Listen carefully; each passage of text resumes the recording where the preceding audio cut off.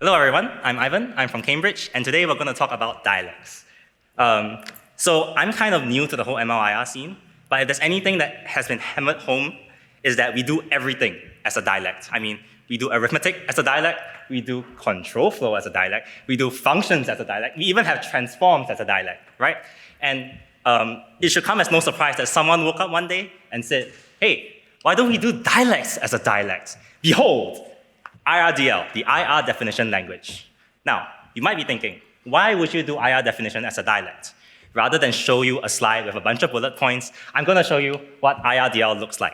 That is an IRDL file, 11 lines of code, and it just works. What does that mean? Well, with a single operation, you can define a dialect, you can define a type, and you can define an operation. And all of this is just ready to go. 11 lines, all right? How ready is it to go? On live upstream MLIR right now, you can take this IRDL file and you can pass it into MLIR opt as a flag. Without recompiling MLIR opt, the IRDL dialect is loaded dynamically and you can immediately use it in any MLIR file that you want. Once again, very little code to get this running. On top of that, notice that you have a complex that's templated on some kind of floating point, and we expect when you take the norm of that complex to spit out the same floating point type. IRDL is able to verify this and spit out an error if you, for example, were to emit floating point 64. Once again, same 11 lines of code. And that is the pitch for IRDL.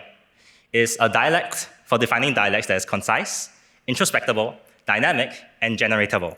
And it just works. Is that not really? What do I mean? All right, compiler engineers, I have a question for you. Is parsing a program enough? Is it enough that we verify the semantics of a program? Well, if you paid attention to Alex Zinenko's talk yesterday, it's not enough. You still have to execute it. And how you do that is by taking this high-level dialect and lowering it to the hardware. How you do that in MLIR is with the rewrite drivers. So this is incredibly abridged, but what the rewrite driver does is that it traverses the whole tree, tries to find a pattern of operations to match, and sends it to a rewriter.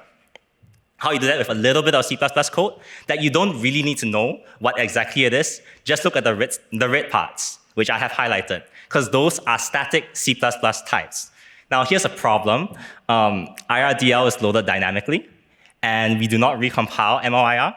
So what this means is that IRDL doesn't work with the existing MLIR C++ infrastructure. Oh well, not until 2 weeks ago. A lot of blood, sweat, and tears has been put into making this command work. And what IRDL to CPP does is that it takes an IRDL file and spits out C++, just as the name says. Now, as for what this C++ gives you, well, did somebody ask for static C++ types? That's right. Now you can use your IRDL dialect, and you can rewrite it just fine. But we didn't just make this happen. We put a lot of effort into getting infrastructure to work. We have CMake functions that generate targets so that when your MLIR opt that relies on an IRDL dialect needs to recompile, it will detect the change when you change the dialect. We also invested a lot of time in getting proper unit testing going because we want IRDL to be stable, right? And we've done all this work. And in fact, this PR is just about ready to ship. I think we're about a week or so away from getting it fully committed. Although I will say, big caveat, only a small subset of IRDL features are supported right now. We have done foundational work. There is still a lot to be done. What that means is that if you think this is cool, 11 lines, easy verification, all of these keywords, if you think that idea resonates with you, I would like to invite you to come help us. I think the IRDL dev team is full of very kind and approachable people, and they really helped me out in getting to know MLIR's ecosystem. Matthew and Theo are some of my good friends, and I would like to pass the torch forward. These are our contacts. If you'd like to help out, please send us a message. We'd love to get you on board. This is the end of my slides, but if you are interested in trying IRDL, that QR code will lead you to a Godbolt link where you can, check the truth of everything that I just said. But that's it. Yeah, the next guy can come on. Thank you.